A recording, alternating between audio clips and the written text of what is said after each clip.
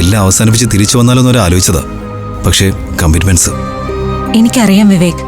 വിവേക് ജോലി തീർത്ത് തിരിച്ചു വരുന്നോണ്ട് പരിഹരിക്കാവുന്നൊന്നും അല്ല സംഭവിച്ചത്. ഒന്ന് ആലോചിച്ച് നോക്ക്. 3 പേരുടെ കല്യാണം ഒരുമിച്ച് നിശ്ചയിക്കുന്നു. അതിലൊരാളുടെ കല്യാണം മുടങ്ങുന്നു. മറ്റൊരാളുടെ കല്യാണം നിശ്ചയിച്ചതിൽ നേരത്തെ നടത്തേണ്ടി വരുന്നു. ബാക്കിയുള്ളത് ഞാൻ. വിചിത്രമല്ലേ? അഖില സന്തോഷായിരിക്കുന്നോ? നല്ല കാര്യമായി.